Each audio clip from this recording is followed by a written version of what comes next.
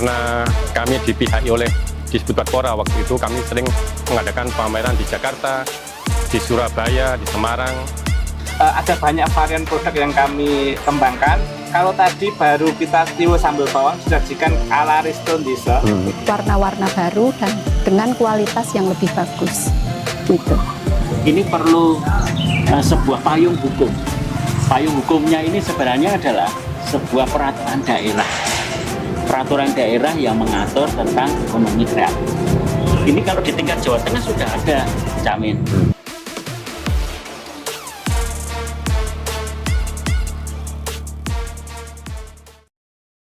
Oke, selamat sore. Assalamualaikum warahmatullahi wabarakatuh. Pemirsa di Klaten TV yang saya hormati dan saya banggakan. Pada sore ini kita bersama-sama ada di kawasan wisata Bukit Sidoguro, kawasan Rowojombor, Kabupaten Klaten. Sedang bersama-sama ini membahas untuk podcast diskusi tentang ekonomi kreatif di Kabupaten Klaten. Pada sore ini kebetulan saya ditemani oleh sahabat-sahabat kreatif Kabupaten Klaten, di mana ini ada di sebelah kanan saya, ini ada Cak Min Mustamin, beliau dari Pasren, dari Paguyuban Seni Rupa Klaten. Dan di sebelah kiri saya, ini ada Mr. Gugun, beliau dari Kampung Pecel, kemudian Gubuk Tiwul, Ngerangan Bayat. Kemudian juga ada Mbak Astrid Ediati, ya beliau dari fashion atau Fadeska, fashion designer Klaten. Dan saya sendiri, Joko Istianto, selaku Komite Ekonomi Kreatif, yang kebetulan kami dipercaya untuk hire atau juga memimpin teman-teman di Komite Ekonomi Kreatif Kabupaten Klaten. Pada sore hari ini kita berempat ini setelah seharian tadi melihat keindahan kawasan Bukit Sidoguro, Rowojombor, dan juga kami semuanya tadi menikmati bagaimana enaknya makanan-makanan khas Klaten. Dan pada saat ini di kawasan Bukit Sidoguro ini ada di ketinggian mungkin 150 sampai 200 mdpl. Di belakang kita ini ada Rowojombor yang indah. Jadi pemirsa kalau melihat di belakang kita ini ada Rowojombor dengan ada kawasan wisata air, ada perahu, ada getek, ya zaman dulu itu sebenarnya getek. Dan Rowojombor ini menyimpan berbagai kenangan maupun juga menyimpan banyak juga sejarah. Dan yang tidak kalah penting, di sini juga ada kreativitas dari masyarakat Klaten. Dan tadi saya berempat ini di sini untuk memperkenalkan dari teman-teman kita, yang mana ekonomi kreatif di Kabupaten Klaten ini yang setahun ke belakang ini sudah mendapatkan pengukuhan ya dari Bupati Klaten, mendapatkan SK untuk Komite Ekonomi Kreatif Kabupaten Klaten. Di mana Komite Ekonomi Kreatif Kabupaten Klaten ini memiliki program atau visi. Nah, visinya ada jangka pendek, jangka menengah, dan jangka panjang. Perlu juga kami informasikan bahwa pelaku ekonomi kreatif di Kabupaten Klaten ini terbagi atas 17 subsektor. Dan kebetulan yang hadir untuk podcast pertama kita ini ada 3 subsektor atau 4 subsektor beserta dengan saya. Kemudian kalau saya ini produk ekonomi kreatifnya ini adalah di logam, jadi Krea Logam yang bergerak dalam bidang penghematan bahan bakar yang menggunakan logam, dan logamnya ini logam yang unik yaitu logam magnet. Dan kebetulan untuk mengembangkan itu saya menulis sebuah buku. Nah, buku ini nanti juga bisa dinikmati atau diperoleh oleh teman-teman semua di toko buku, di Gramedia ataupun di Tiga Serangkai dan beberapa toko buku yang ada. Dan nanti juga pemirsa yang berminat bisa langsung ke Sekretariat Komite Ekonomi Kreatif. Oke, baik. Untuk mengawali pada kesempatan yang pertama ini, saya ingin mengawali dari Cak Min Mustamin ini. Cak Min, selamat sore, Cak. Selamat siang. Selamat sore. Boleh diceritakan, Cak Min, panjenengan aktivitas sehari-hari dari Pasren itu, Cak. Dan kalau juga nanti Pasren ini kira-kira kapan lahirnya di Klaten dan berapa anggotanya? Monggo, Cak Min. Selamat sore pemirsa semuanya. Nama saya Mustamin dan karena saya asalnya dari Kuala Lumpur, yakni Kuala Lumpur Lapindo alias Sidoarjo, maka teman-teman banyak memanggil saya Cak Min Mustamin. Hampir semua orang manggil saya Cak Min Mustamin. Saya hijrah dari Sidoarjo ke Klaten ini sejak 1995. Dan kebetulan saya langsung bergabung dengan Pasren waktu itu. Lahirnya sekitar tahun 1992. Dan saya bergabung di Pasren dan sejak itu Pasren ini terdiri dari banyak anggota. Jadi senior-senior kita itu luar biasa. Mereka adalah pelukis-pelukis skupnya tidak sekedar lokal tapi nasional. Banyak nama-nama besar di antara yang membidangi Pasren itu, ya. Ada Pak Rusamaji, beliau adalah pelukis naturalis terbaik Indonesia. Namanya sudah terkenal di dunia. Ada master lagi KM Sudarta. Dan banyak lagi. Anggota sekarang ini Pasren sekitar 100-an lebih. Jadi di Klaten ini aktif semuanya. Semuanya aktif. Jadi kami kadang-kadang setiap 3 bulan sekali atau 4 bulan sekali itu kita mengadakan painting on the spot. Jadi kita berkumpul mencari tempat spot yang baik untuk kita lukis bersama-sama. Di samping sarana silaturahmi bagi kami anggota Pasren, tapi juga kami saling mengasah kemampuan. Itu begitu. Dan jadwal untuk pameran tidak sekedar di Klaten.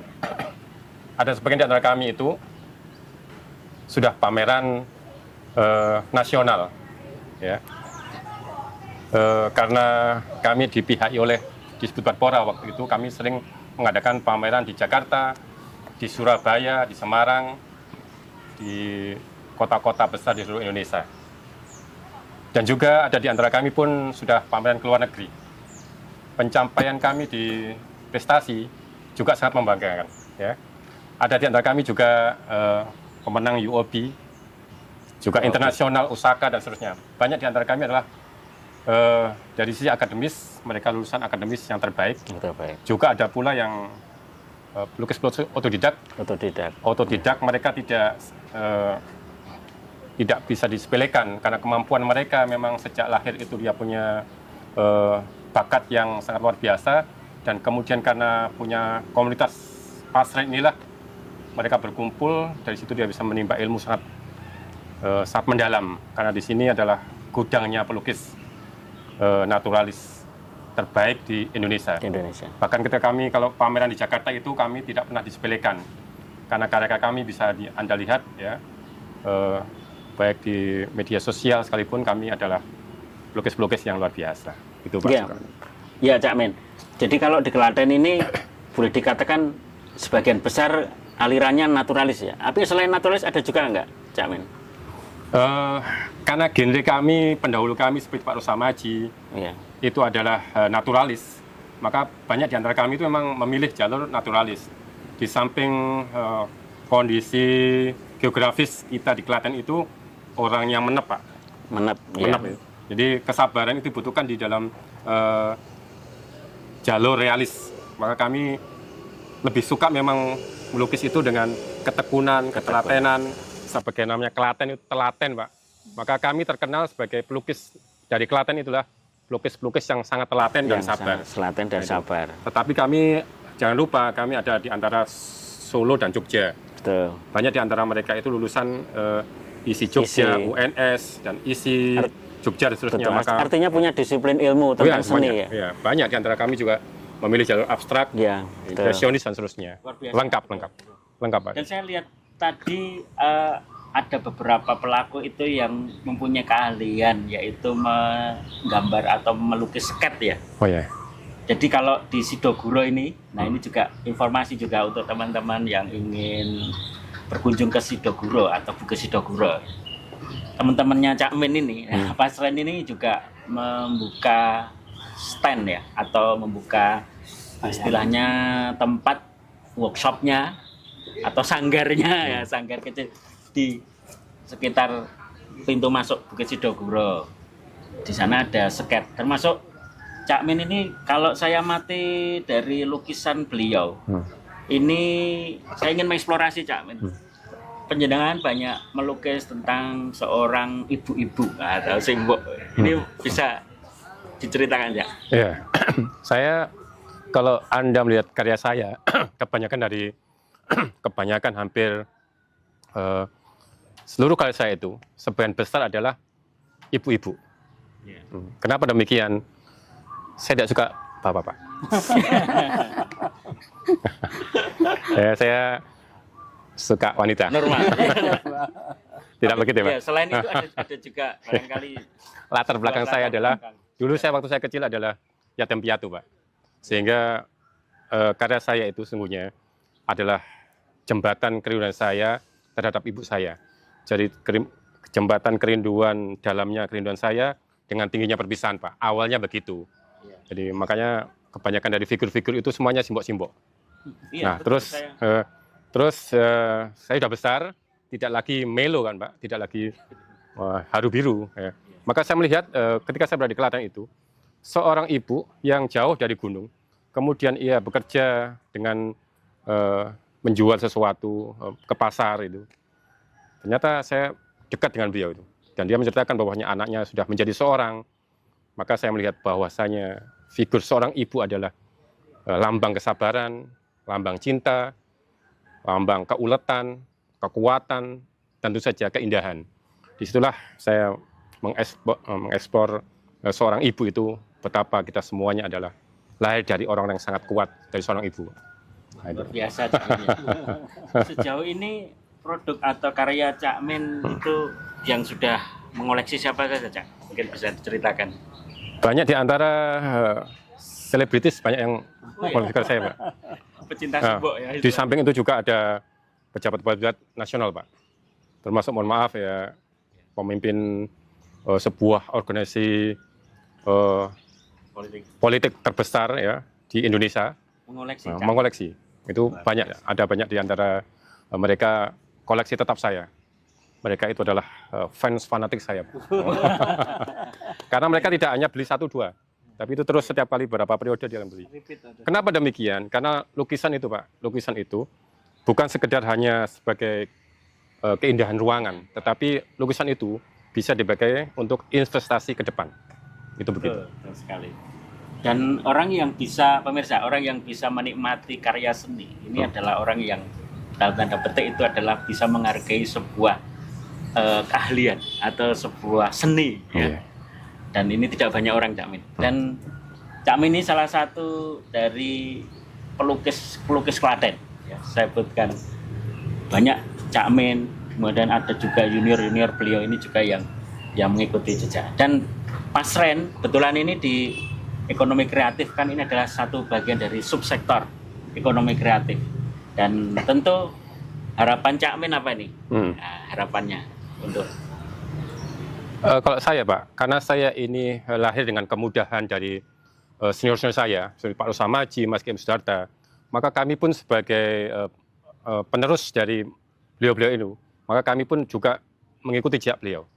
Jadi kami berharap dengan keberadaan Pak Sren itu, kami pun berusaha untuk bermanfaat untuk generasi kedepannya, ya, generasi ke depan. Jadi kami pun memikirkan bagaimana kelak penerus kami. Jadi Pak Sren itu tidak hanya sekedar pelaku seni, tapi ada mahasiswa, Pak, dari pelajar dan seterusnya. Dengan keberadaan kami di ekonomi kreatif dengan dinas sebetulnya, maka kami berharap nanti dinas memihaki kami. Ada di antara banyak pelukis-pelukis Klaten yang sangat potensial. Mereka adalah punya bakat-bakat yang luar biasa. Dan ini diakui oleh seluruh pelukis seluruh Indonesia, Pak. Kan kami kan sering berinteraksi dengan pelukis-pelukis nasional. Iya. Mereka mengakui bahwa Klaten itulah gudangnya pelukis yang sangat sabar dan telaten. Maka kami berharap ke depan itu kita dipihaki dan kemudian kita harus punya sebagaimana ilmu dari senior kami bahwanya pelukis itu harus menumbuhkan penyakit exhibitionis. Apa itu penyakit exhibitionis, Pak? Exhibition ya. Suka pamer, Pak. Menampilkan. Penyakit riak. Ini harus harus kita dengungkan supaya apa? Karena karya ini akan bisa dinikmati oleh khalayak sehingga dengan demikian imbasnya kepada kami generasi berikutnya itu pun bisa menikmati kehidupan sebagai seorang seni yang layak gitu, Pak. Ya, betul. Tahan dulu Cak Min. Oh, ya. Nah, ini. Jadi sebelah saya ini ada juga seorang kreatif muda. Dan beliau ini mungkin agak sedikit berbeda. Kalau Cak Min ini di bidang seni, kalau beliau ini saya perkenalkan Mas Gugun atau biasanya nama akrabnya Mr. Gugun. Mr. Gugun. Bisa diceritakan Mas, kenapa dari Mas menjadi Mister? Nah, itu sejarahnya atau kira-kira metamorfose. Dan beliau ini seorang dari Ngerangan Bayat, Klaten, mana ada di ujung selatan dari Kabupaten Klaten ya. Dan potensi di Bayat itu luar biasa, di mana ada berbagai macam bentang alam, ada kebudayaan dan lain sebagainya. Tapi alangkah baiknya saya tanya langsung pada Mr. Gugun. Mas Gugun, Kapan Mas pertama kali memulai ini kegiatan kreatif ini? Halo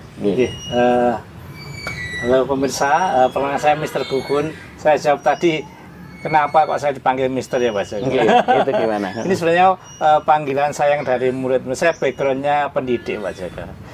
Biasa ngomong anak-anak SD gitu. Dan mereka panggilan sayangnya kepada saya Mr. Gugun gitu. Nah ini terbawa sampai di kegiatan berikutnya di wisata, di UMKM dan sebagainya.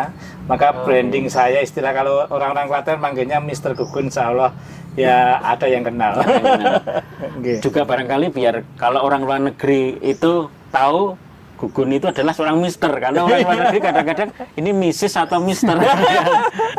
Tapi beliau ya Mr. Gugun. Jadi dari seorang pendidik sekarang menjadi entrepreneur ya Mas ya. Produknya apa saja Mas Gugun? Saya dari Gubuk Tiwul Pak, dari Desa Wisata Ngerangan yang saya adalah pegiat pemberdayaan masyarakat dan pegiat pariwisata. Nah ini Gubuk Tiwul ini adalah yang saya inisiasi bersama masyarakat, usaha tanpa modal uang Pak Joko. Oh ya. Ya, ini modalnya gotong royong masyarakat. Ya, mungkin ini yang aneh gitu. Apa masih ada zaman sekarang kok usaha tanpa modal uang? Nah, ternyata ini budaya adiluhungnya Indonesia. Saya khususnya Klaten. Nah, ternyata kalau di pelajaran sekolah dulu ketika saya ngajar dan sebagainya, gotong royong dan sebagainya itu kan bagus. Nah, saya mempraktekannya di sekarang ini dengan pemberdayaan masyarakat di Gubuk Tiwul. Gotong royong itu menjadi solusi bahwa ketika belum ada modal uang, sebenarnya ada modal lain yang bisa digunakan untuk lebih kreatif. Seperti kita di ekonomi kreatif ini, saya mempraktekkan kekreatifan itu dengan mensyukuri nikmat Tuhan yang ada di lingkungan. Secara realnya seperti ini Pak Joko. Gubuk Tiwul ini kami dirikan di Desa Ngerangan Kecamatan Bayat, ini di RT 09. Kami mendirikan Gubuk Tiwul ini usaha berbasis RT Pak. Oh ya. Ya, jadi sebelum itu mengapa memilih Tiwul atau Ketela Mas? Ini ada sejarah atau latar belakangnya gimana? Kebetulan Bayat ini kan ada di sebelah selatan daerah Klaten, paling ujung sebelah. Saya melangkah, saya melangkah beberapa langkah udah Gunung Kidul Pak Joko. Itu pemirsa. Jadi saya ada di paling selatan di Gunung Kidul, di Klaten dan bersebelahan dengan Gunung Kidul. Nah, zaman penjajahan dulu, zaman nenek moyang, zaman simbah-simbah saya yang saya juga masih menemui dan saya juga merasakan makanan kami kan termasuk orang yang miskin, Pak, lingkungan kami itu. Dan makanannya beras itu mahal sekali, Pak. Iya. Ketika zaman dulu kita mau beli beras itu nggak mampu, maka adanya tiwul. Dan tiwul ini makanan khas tradisional di Klaten sebelah selatan sampai Gunung itu sampai Jawa Timur. Ini tiwul ini adalah ciri khas makanan zaman sengsara dulu gitu, Pak. Dan kearifan lokal yang kami pertahankan sampai sekarang. Dan juga barangkali komoditas pertanian yang paling cocok atau bisa tumbuh subur itu termasuk ketela juga ya, Mas? Betul, Pak. Jadi Mas Gugun ini mengambil potensi lokal yang kuat di situ. Artinya kalau di Bayat itu kan jarang-jarang orang nanam padi gitu ya. Kering, Pak. Lebih ke palawija. Nah, palawija yang paling cepat dan paling sedikit hamanya itu ketela. Dan beliau punya inovasi. Nah, ini tiwul kan mungkin sudah dikenal sejak zaman simbah kita dulu. Nah, panjenengan ini ada kreativitas atau inovasinya apa ini, Mas? Kreativitas tentang tiwul ini kami bawa ke sebuah usaha milik masyarakat berupa gubuk tiwul, Pak. Gubuk tiwul ini kami dirikan di atas tanah Pak RT ini, Pak. Berarti tanpa sewa tempatnya. Kemudian gazebo yang kami pakai buat makan customer, untuk menyajikan menu kami, itu kami cari bambu-bambu di pekarangan warga meminta, Pak. Kemudian kami gotong royong bersama-sama bikin gubuk-gubuk, kalau istilahnya zaman sekarang kan lebih modern, gazebo. Nah, itu juga Rp0 karena berbasis gotong royong. Kemudian alat masaknya juga dari warga setempat. Nah, dengan usaha tanpa modal uang ini, alhamdulillah 64.000 rumah tangga kami edukasi dan kami bersama-sama membuat tiwul ini kita sajikan dengan menu otentik khas di Bayat. Ya, istilahnya tiwul sambal bawang, Pak. Iya, enak sekali ya, Mas. Terus yang saya tahu nih, kalau namanya tiwul itu kan disajikannya secara langsung ya. Habis dimasak, dikukus, dimakan. Itu kalau nanti sore itu udah basi. Nah, ini saya lihat ini Mas Gugun ini bawa produk kok kering-kering tiwul ini, coba Mas diceritakan apa ini inovasi ini, kreativitas jenengan apa itu? Ya. Jadi di gubuk tiwul, Cak Min, Pak Joko sama Bunda Astri juga pemirsa sekalian, ada banyak varian produk yang kami kembangkan. Kalau tadi baru kita tiwul sambal bawang disajikan ala Riston Desa, ya. Kami juga mempunyai edukasi brownies tiwul juga, Pak, yang bisa dibawa untuk sampai beberapa hari untuk oleh-oleh. Itu. Yang brownies tiwul ini kami juga layani edukasi anak-anak sekolah di gubuk tiwul, edukasi berbasis tiwul yaitu cooking class brownies tiwul.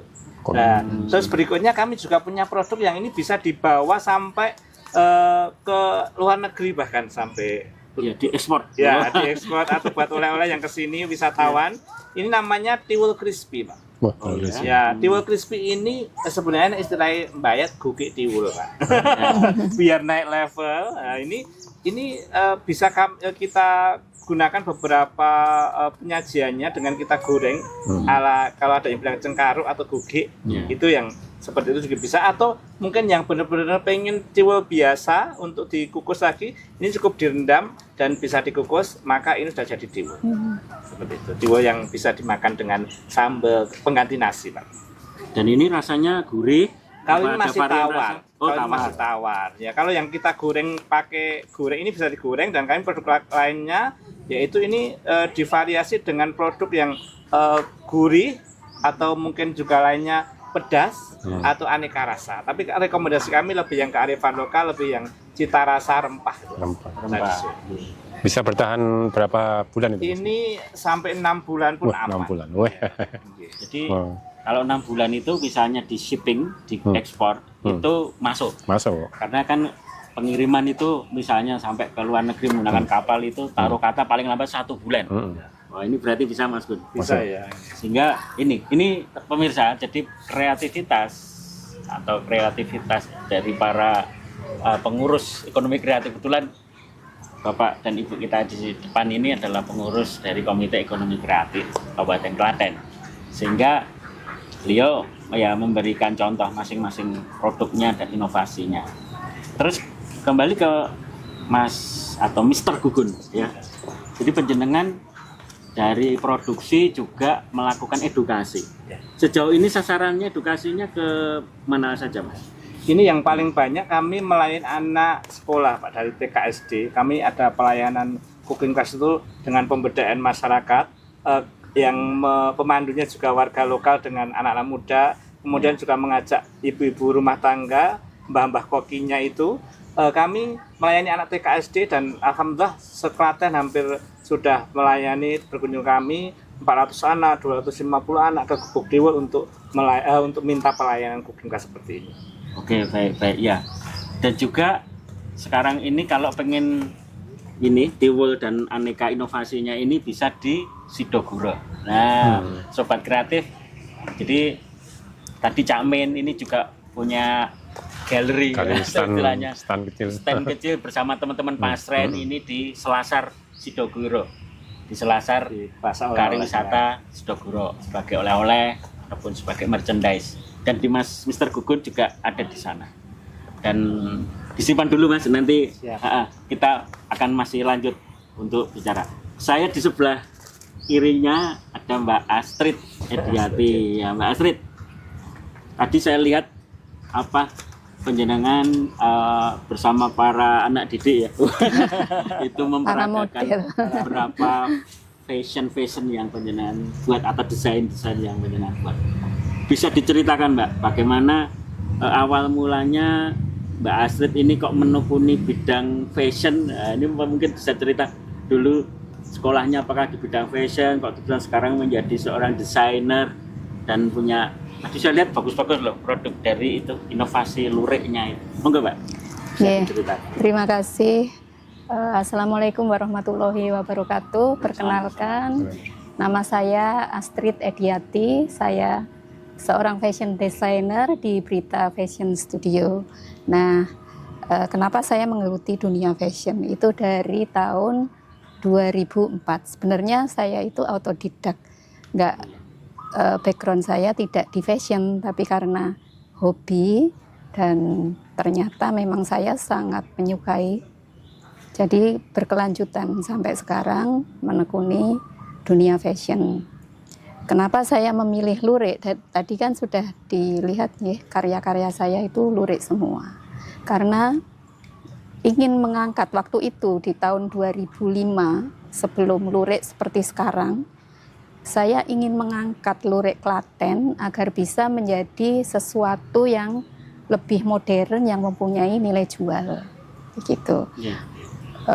Lalu dalam perjalanannya waktu itu ya di Klaten ini saya itu sendirian sebagai fashion designer. Jadi kadang kalau pengen belajar itu harus ke Jogja dan mempunyai komunitas juga di Jogja. Pada akhirnya tahun 2019 saya mempunyai gagasan untuk membuat wadah bagi fashion designer Klaten yang akhirnya dinamakan Fadeska. Itu, Pak. Fashion designer Klaten. Itu berdiri mulai tahun berapa? 2019. 2019. Iya. Jadi sudah ini 5 tahun ya. Sudah 5 tahun ya.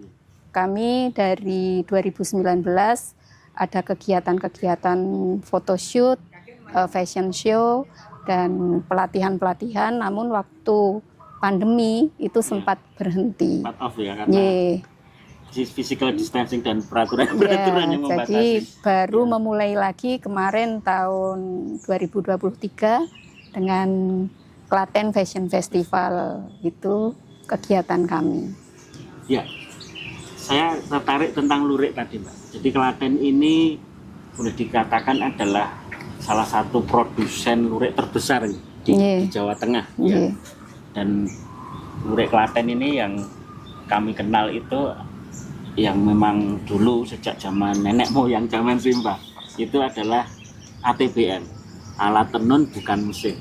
Nah, kalau sejauh ini pandangan dari Mbak Astrid ya selaku pelaku bidang fashion, ini prospek atau bagaimana membawa lurik yang dalam tanda petik zaman dulu kan lurik itu identik dengan masyarakat bawah lah, Yeah. atau istilahnya dengan masyarakat kebanyakan. Lah ini bisa menjadi sebuah produk yang unggulan atau produk yang bisa dinikmati semua khalayak, semua kalangan, semua strata. Itu gimana Mbak pandangan Mbak Astrid? Untuk menaikkan kelas lurik sendiri itu ya memang harus perlu inovasi. Itu juga pengrajin lurik itu bekerja sama dengan kami ini sebagai fashion designer. Kalau kami bersinergi dengan para pelaku pengrajin lurik, itu saling bersinergi, kami mengolah menjadi sesuatu yang beda, itu akan menaikkan nilai jual. Demikian juga para pengrajin, mereka juga berinovasi untuk memunculkan motif-motif baru, warna-warna baru, dan dengan kualitas yang lebih bagus. Gitu. Jadi kata kuncinya adalah inovasi dan kreativitas lagi ya. Ya. Jadi teman-teman sobat kreatif, memang sebuah produk atau karya ini kalau dijalankan seperti biasa saja ini ya mungkin akan biasa-biasa saja. Tapi kalau kita bisa menjalankannya dengan penuh kreativitas dan itu ada bumbu inovasinya, ini bisa meningkatkan. Jadi itu saya tanya Mbak Astrid kan tentang strata bahwa lurik yang dulunya dipandang sebelah mata, nah saat ini itu bahkan ada Klaten lurik karnival ya Mbak. Ya, ada Klaten lurik karnival. Ini sampai saat ini Mbak, ini bagaimana peningkatan dari daya beli atau minat dari masyarakat terhadap lurik? Kalau Klaten lurik karnival mungkin itu lebih ke seni juga ya, bidang bukan dari fashion. Kami baru mau memulai dari fashion designer dari Fadeska ini baru mau memulai untuk ikut serta dalam Klaten lurik festival karnival. Makanya di program KEK ini kan kami mengusulkan untuk diadakan pelatihan pembuatan kostum karnival supaya kami juga ikut serta dalam festival tersebut. Jadi kami kan sebagai fashion designer itu berbeda. Kalau membuat sebuah kostum karnival itu tekniknya juga sudah berbeda. Untuk itu kemarin saya mengusulkan untuk diadakan pelatihan membuat kostum untuk lurik karnival, dan insya Allah nanti akan dilaksanakan di tanggal 28 Februari. Itu umum untuk siapa saja yang ingin fashion. Boleh fashion designer, boleh pelaku seni, boleh konveksi, siapapun yang ingin itu silahkan. Dan bahkan kemarin sudah ada yang mendaftar siswa SMK atau guru-guru SMK. Tata busana ya. Tata busana. Ya. SMK. Di Klaten kan ada banyak dari jurusan tata busana. Dan seorang desain. Nah desain ini kan ibarat adalah karya cipta. Di mana bedanya desainer dengan produsen. Ya ini kan kalau desainer ini kan menciptakan suatu desain-desain yang barangkali itu belum ada sebelumnya. Nah sejauh ini dari Mbak Astrid dan teman-teman ini punya nggak Mbak sebuah inovasi kreativitas yang barangkali agak di luar atau menjadi terobosan? Karena saya lihat lurik ada juga loh yang dikombinasikan dengan batik. Karena ada di beberapa orang yang suka pakai batik tapi belum pernah pakai lurik atau pengen bagaimana mengcombine atau membuat sebuah inovasi hal-hal barangkali lurik dengan suatu padanan. Ada nggak Mbak ya sebuah inovasi yang seperti itu? Iya ada. Saya sendiri beberapa tahun yang lalu itu membuat desain lurik. Itu sengaja saya beri space kosong supaya itu nanti bisa yang kosong itu bisa untuk batik, bisa untuk jumputan, dan bisa untuk ekoprint ataupun ekoponding. Dan itu sudah saya lakukan, dan kami dari Fadeska pun membuat pelatihan itu. Jadi lurik dikolaborasikan dengan batik dan ekoprint yang sekarang baru tren itu kan ekoprint. Itu. Ya, jadi ada space lurik, diberi space kosong, itu nanti diberi ekoprint, lalu ada yang diberi jumputan, ada juga yang diberi batik tulis. Ya, itu inovasinya seperti itu. Istilahnya ekoprint itu pewarna alam ya sekarang. Iya, kalau ekoprint itu kan dari dedaunan yang memakai warna alam. Betul. Ya. Itu banyak diminati oleh olahraga Sekarang banyak, negeri, iya sekarang banyak diminati. karena Iya. lebih ramah lingkungan, tidak Ramah mengandung lingkungan, bahan iya. racun. Oke, bagus sekali. Jadi memang itu menjadi satu kegiatan atau inovasi-inovasi dari teman-teman Fades, Kak. Oke, kembali ke Mas Gugun dulu ini. Mas Gun, tadi penjenengan apa? Sesungguhnya inovasi yang ada di makanan ya, kuliner. Atau kalau di kita ini subsektornya itu adalah subsektor kuliner. Tentu kalau Klaten itu kota kuliner ya. Boleh orang itu kalau lewat Klaten itu dari ujung timur Delanggu sampai Prambanan itu banyak sekali kuliner yang unik. Nah, penjenengan ini juga salah satunya yang unik, yang mungkin tidak banyak orang di Indonesia yang tahu. Apa ini harapan dari Mas Gugun untuk apa? Untuk tentunya masyarakat Klaten terhadap pemerintah Kabupaten Klaten. Harapannya apa, Mas? Supaya maju atau ingin bagaimana usaha atau produk penjenengan ini bisa lebih meningkat lagi. Makasih Pak Joko. Untuk Gubuk Tiwul ini ada 64 tenaga kerja Pak yang bersama kami di Gubuk Tiwul. Dan mereka mempunyai skill yang autentik. Mereka punya skill yang khusus, khas, dan itu tidak bisa didapatkan di tempat lain karena ini memang warisan. Nah, dengan keautentikan ini harapan kami produk-produk inovasi kami dari brownies Tiwul nanti Tiwul ini juga bisa dibikin untuk oleh-oleh khas Klaten, misalnya juga dari berbagai macam produk berbasis Tiwul, Pak. Nah, alangkah bahagianya kami ketika pemerintah hadir bersama kami untuk menciptakan produk-produk khas berbasis Tiwul ini, sehingga orang ke Klaten, orang wisata ke Klaten selalu ingat produk Tiwul yang ada di kami, dan ini bisa menjadi brand khusus sebagai pengingat wisatawan atau oleh-oleh dari Klaten. Harapan saya seperti itu, sehingga pelatihan ke kami, fasilitasi untuk pengembangan produk dan juga pemasaran sungguh sangat kami harapkan, Pak. Sementara ini yang dihadapi kendala-kendalanya apa, Mas?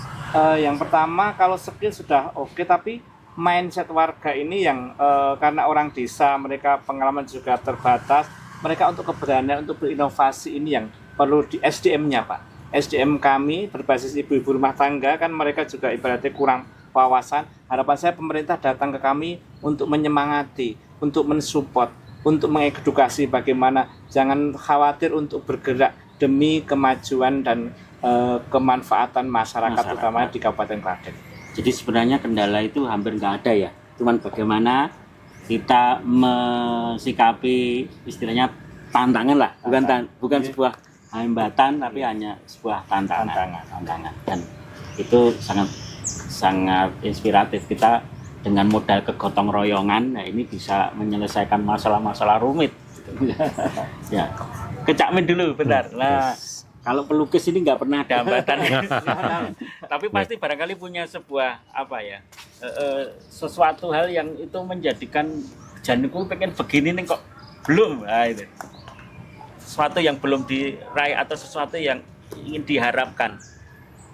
Kendala kami sebenarnya cuma sekedar bagaimana kami sering berpameran, Pak. Tidak hanya seperti itu. Ya sebenarnya masalah klasik ya, bahwasanya setiap pameran itu memang membutuhkan biaya. Ya. Tetapi kadang kami kan bergotong royong juga seperti Mas Gun itu. Kami urunan untuk bisa berpameran itu sudah kami lakukan sejak lama. Itu memang begitu bagaimana kami bisa eksis di bidang kami, hobi kami, dan itu juga bagaimana kami juga tetap berkarya karena itu adalah hidup kami. Jadi art of life, bahwa hidup kami adalah berkarya. Tugas kami adalah mengindahkan Indonesia. Oh, Biasa. mengindahkan Indonesia, Pak. Jadi selama ini kenapa kita itu suka keras? Nah, kamilah tugas kami untuk melembutkan hati-hati mereka yang keras. Dengan sebuah Dengan karya yang menyentuh hati atau keindahannya ada di situ, ada filosofi yang besar di situ, sehingga hati-hati keras yang sekarang ini sedang melanda bangsa Indonesia saling bentrok antara kelompok yang satu dan yang lainnya, maka sesungguhnya pemersatu itulah karya seni. karya seni. Masya Allah. Kembali ke sesuatu yang lembut-lembut tadi saya tanya sama Mbak Asri. Nah, ya. Ada nggak Mbak kendala nih selama ini ya dari para desainer Iya. Klaten itu apa? Sebenarnya tuh nggak jauh beda sama Cak Min. Karena fashion itu kan juga bagian dari seni. Sebenarnya sama ya. Kami juga berkarya. Iya. Dengan karya itu, karya seni juga fashion itu. Sama untuk melembutkan hati juga bagi pemakainya dengan filosofi-filosofi itu tadi. Tapi memang ada kendala bagi di komunitas kami ya Fadeska itu. Tentunya karena kami juga masih belajar untuk para anggota itu ya untuk pemasaran masih kurang. Jadi kami masih ingin berharap ada pelatihan-pelatihan seperti digital marketing untuk online-nya agar bisa luas pemasaran kita, marketing kita bisa luas, lalu wadah karena kami sendiri sudah mewadahi dari Fadeska, harapannya dari pemerintah juga memberikan pendampingan supaya dunia fashion di Klaten itu lebih maju dan para fashion designer juga dikenal di nasional dan insya Allah internasional. Itu harapan kami, yaitu memang mimpi kami itu bisa go internasional dan mengangkat wastra lokal utamanya lurik dan batik Klaten gitu. Yeah. Iya, betul. Kalau kita bicara batik Klaten ya, itu sebenarnya kita cukup legend. Kalau kita bicara batik kita itu sejak dari zaman Mataram kuno, di mana ada di sebelah barat Kabupaten Klaten di Prambanan itu ada Candi Sojiwan, itu punya berbagai macam ornamen fabel, relief dengan basis hewan atau binatang. Itu sekarang itu juga diangkat menjadi satu motif batik. Dan itu karena kunjungan dari Candi Prambanan dan sekitarnya itu adalah turis mancanegara. Ini juga peluang kita untuk go internasional tadi. Jadi kalau saya garis bawahi sih sebenarnya marketing itu juga menjadi satu kunci ya. Kunci. Yeah. Mas Cak Min ya butuh marketing juga. Tentu produk beliau yang sangat inspiratif dan ingin melembutkan tadi ya harus dibeli gitu kan. Sering pameran, Pak. Supaya orang punya kelembutan hati. Mas Gugun juga gitu. Ini tiwul dan berbagai inovasinya kan juga harus diserap oleh masyarakat. Kalau misalnya tadi melembutkan hati mungkin lewat nyambil bawang itu bisa dikumpulkan dan nanti lembut hatinya oleh teman-teman di luar. Oh gitu ya? Iya gitu. Nyambel bawang sama Itu pedes loh Mas Malam. tapi Kan bikin panas. Oh, ngumpulnya itu yang asik. Kalau hatinya bahagia nanti lembutan lebih cepat. Gitu ya. Tentu nanti Berkolaborasi lah, Pak. sambil- Berkolaborasi kita, Pak. sambil minum yang dingin-dingin ya. Oke, baik. Jadi marketing itu juga menjadi penting. Sehingga kami di Komite Ekonomi Kreatif ini sebenarnya juga ingin menyampaikan sebuah program-program. Salah satunya adalah bagaimana membantu teman-teman kita di para UKM atau usaha mikro, kecil dan menengah ini juga untuk mengenal lebih dalam tentang digital marketing, mengenal lebih dalam tentang e-commerce, dan juga saat ini juga semakin banyak layanan di dunia internet digital, ada artificial intelligence, AI itu apa gitu kan ya. Tentang yang disebut dengan kecerdasan buatan. Karena mau ndak mau itu kita akan menghadapi itu, Cak. Itu tantangan memang. Iya, ketika Cak Min punya karya itu tidak dipromosikan melalui digital, itu barangkali yang tahu yang hanya yang datang ke studionya Cak Min, yang ke sanggarnya, yang ke tempat beliau workshopnya. Tapi kalau dengan terobosan digital marketing barangkali itu akan bisa dilihat oleh orang seluruh dunia tanpa pandang waktu, anytime, anywhere. Kalau kita punya website, kita punya platform digital, ya sekarang kan banyak sekali ya. TikTok juga. Ya yang paling happening saat ini ya TikTok, dan sebelum-sebelumnya Facebook, Meta Group itu kan banyak sekali, Instagram dan lain sebagainya. Ini memang menjadi sebuah kepentingan kita bersama, sehingga kami ini semua ini ya di Komite Ekonomi Kreatif merasa punya program, sehingga saya sendiri mencoba untuk menulis sebuah buku. Ini buku ini sebenarnya ini cetakan yang pertama, cetakan yang sekarang itu sampai cetakan yang ketiga. Dan buku saya yang berjudul Dari Juara Nasional ke Pasar Global Meraup Dolar Mencetak Saudagar. Wah. Jadi kita visinya ini bagaimana ingin mencetak saudagar, mencetak pengusaha-pengusaha. Kan Cak Min ini pengusaha juga ini. Profesinya adalah lukisan. Mr. Gugun juga pengusaha. Mbak Astri juga pengusaha. Nah ini kita kan harus mencetak. Kita harus menularkan kepada adik-adik kita, kepada penerus-penerus kita. Dan lewat buku saya ini, saya mencoba untuk menebarkan virus-virus kewirausahaan ya. Bahwa orang itu tidak harus semua itu menjadi karyawan, tidak harus semua menjadi pegawai negeri, tidak harus menjadi pegawai BUMN. Kita bisa hidup dari perniagaan, karena ternyata pintu rezeki itu ada 99-nya itu adalah dari perniagaan. Dan teman-teman semua yang nanti minat untuk buku ini bisa pesan melalui website saya juga. Sekarang harus punya website Cak Min. Cakminmustamin.com itu saya pikir nanti sangat dicari orang dengan lukisan khusus ya, atau punya sebuah kekhasan ya. Mr. Gugun juga sampai saat ini ada Mas website atau jenengan kalau melakukan marketing atau penjualan melalui apa saja boleh disebutkan Mas? Saya baru, kalau secara website belum Pak. Kalau saya TikTok, ada Instagram, Facebook, itu WA gitu yang semacam itu yang baru saya lakukan. Sejauh ini daya jualnya atau istilahnya itu mampu mendongkrak berapa persen penjualan? Di Gubuk Tiwo sendiri itu justru boomnya dengan YouTube. Jadi YouTube ya. Ya, jadi kemarin ada liputan dari berbagai konten kreator, berbagai media itu yang membuat kami boom, sehingga Gubuk Tiwo ini dikenal di seluruh hampir Pulau Jawa itu menjadi customer kami. Ya. Ketemunya dari digital, dari internet. Iya. Jadi dari Surabaya datang. Namanya apa? Biar disebutkan di sini nanti biar pemirsa tahu. Ya. Gubuk Tiwo Ngerangan. Ya. TikToknya itu ya. Kalau Mbak Astrid main di digital nggak? Paling ya di IG, di Instagram, lalu di TikTok juga ada. Ya. Dan itu sejauh ini efektif nggak Pak?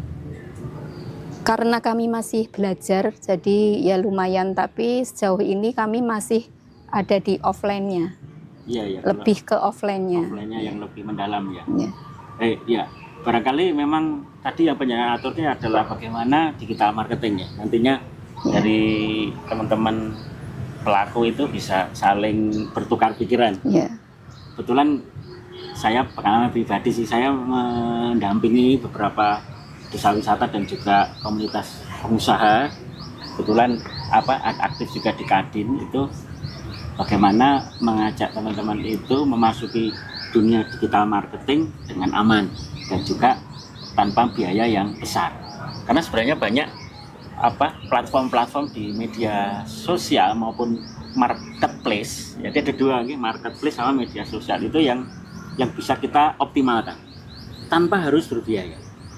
Cuman kita memang butuh agak sedikit waktu diluangkan untuk mengelola itu. Dan kalau saya Cak Min sudah mengikuti beliau di mana Cak Min? Kalau Facebook? Saya selama ini ada di Bursa Efek Indonesia, saya di ANAI dan punya Nusantara Art Gallery. Jadi saya selama ini di Terus kalau di Jawa Tengah itu saya dianai oleh Dinkop UMU Jawa Tengah, dan itu sudah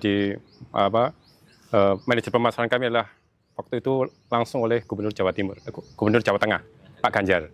Dan saya diberikan galeri gratis ya, mewakili Klaten ini di Jawa Tengah itu di galeri ruang VIP Bandar Ayani. Jadi saya ada di situ, Pak. Keren, Ya, di samping Berarti punya web khusus di Jawa Tengah itu Dinkop banyak. Anda lihat itu ada karya saya dan harga sekalian ada di situ. jadi kalau di Bandara Ayani itu juga karyanya Cak Men ada di situ. Ada juga? situ, bahkan di ruang bawah sampai atas. Jadi yang bawah juga ada, yang ruang VIP Bandara Ayani itu ada di situ. Karya saya di Pampang ambil semua bidang tembok situ karya saya semuanya. Jadi hanya pelukis statusnya Jawa Tengah itu saya yang dapat. Luar Itu, Pak. biasa ini Cak Men ya. Memang wakili Klaten saya. Jadi ke depan tidak hanya di Semarang ya, Iya, di Semarang. tapi juga di nasional bahkan internasional. Iya. Tadi nanti ketemu di bandara London ya. Nah, Ini lukisannya Cak Men. iya, iya. Klaten tuh. Ada gambar khasnya Cak Men. Oke baik, jadi Sobat Kreatif, kita sharing-sharing tadi ya, ngobrol tentang dunia kreatif di Kabupaten Klaten. Dan ternyata dunia kreatif ini tidak hanya melulu di bidang yang kita tahu. Ternyata sebenarnya kreativitas atau dunia ekonomi kreatif ini ada 17 subsektor. Kalau teman-teman membuka kembali peraturan dari Kementerian Pariwisata dan Ekonomi Kreatif yang mewadahi dari ekonomi kreatif ini ada 17 subsektor. Salah satunya ya ada subsektor kriya. Kriya ini ada kriya logam, ada kriya gerabah, kemudian juga ada seni rupa, ini ada seni lukis, kemudian ada kuliner, kemudian ada fashion. Dan kemudian itu masih ada lagi juga misalnya kerajinan. Kerajinan itu ada gerabah, keramik. Nah, itu barangkali juga yang nantinya itu juga akan kita sentuh juga. Dan juga pemirsa atau Sobat Kreatif perlu ketahui bahwa di Kabupaten Klaten ini kan untuk mewadahi nih dari kepentingan dari para pelaku ekonomi kreatif ini perlu sebuah payung hukum. Payung hukumnya ini sebenarnya adalah sebuah peraturan daerah. Peraturan daerah yang mengatur tentang ekonomi kreatif. Ini kalau di tingkat Jawa Tengah sudah ada, Cak Men, Mas Gugun, Mas Trin. Nah, di tingkat Jawa Tengah itu sudah ada namanya Perda tentang ekonomi kreatif. Bahkan itu sudah dilanjutkan dengan peraturan gubernur. Nah, ini di Kabupaten Klaten ini kita bersama-sama ini mendorong mengajak kepada stakeholder di Kabupaten Klaten, yaitu dari kepala daerah, kemudian dari legislatif, dari para wakil rakyat untuk bisa menyusun peraturan daerah tentang ekonomi kreatif supaya para pelaku ini satu punya sebuah habitat, sebuah ekosistem yang kalau namanya ekosistem itu kan mewadahi ya.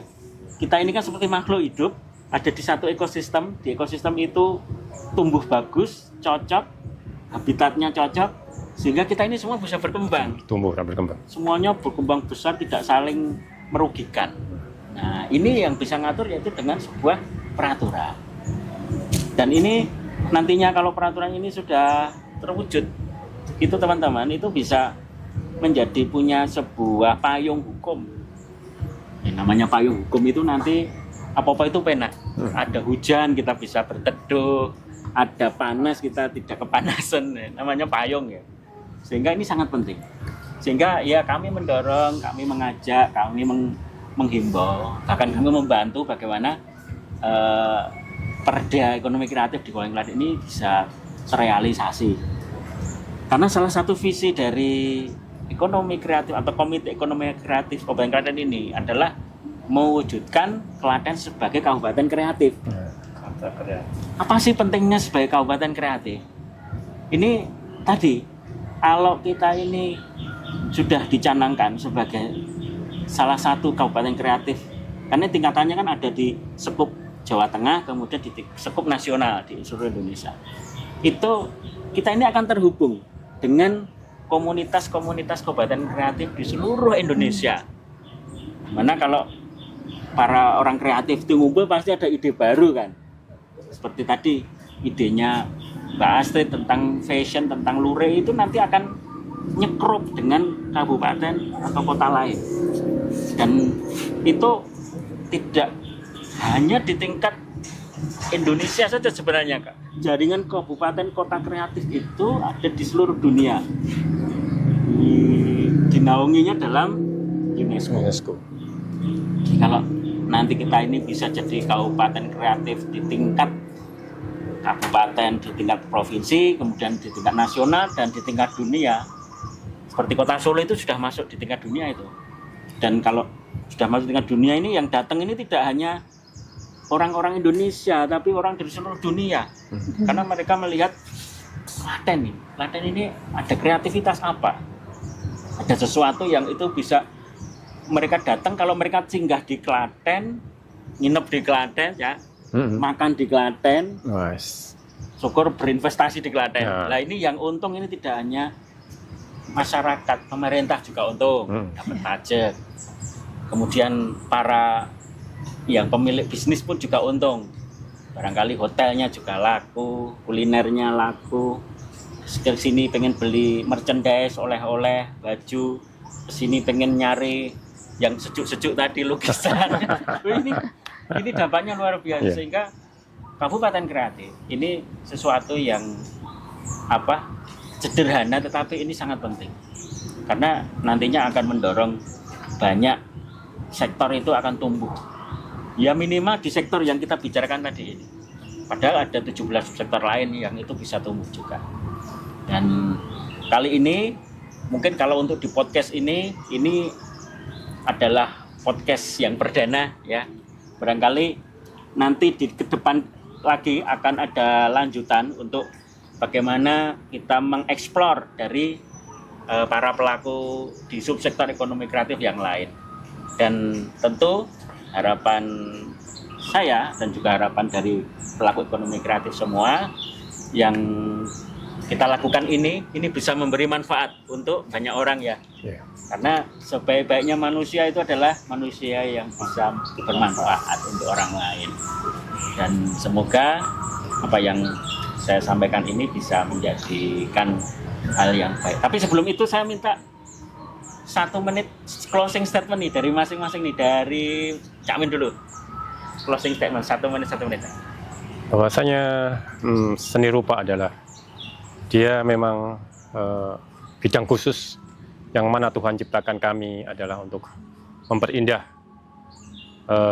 dunia ini, dan tidaklah kita berkarya kemudian mendapatkan dukungan dari pemerintah selaku penentu polisi kami, maka kami berkembang dan kemudian menjadi indahlah dunia ini. Oke, terima kasih. Dari Mas Gugun. Ya. Kalau saya seperti ini, bahwa pemberdayaan masyarakat adalah sebuah solusi bagi kemajuan suatu wilayah, entah itu kampung, desa, kecamatan, kabupaten, bahkan seluruh negara Indonesia, dimanapun wilayah berada, bahwa pemberdayaan masyarakat, kegotong royongan harus kita giatkan kembali. Pemerintah harus hadir dalam pemberdayaan masyarakat karena solusi di akar rumput adalah cara yang paling efektif untuk membawa masyarakat ini lebih maju, lebih mandiri, berdaya saing, dan insya Allah sejahtera. Salam pemberdayaan masyarakat.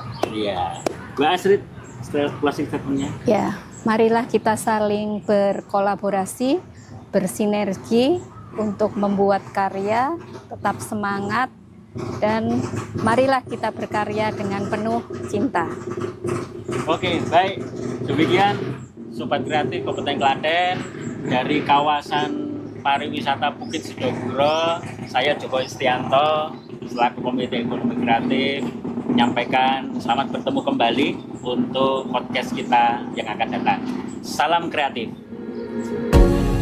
Terima kasih.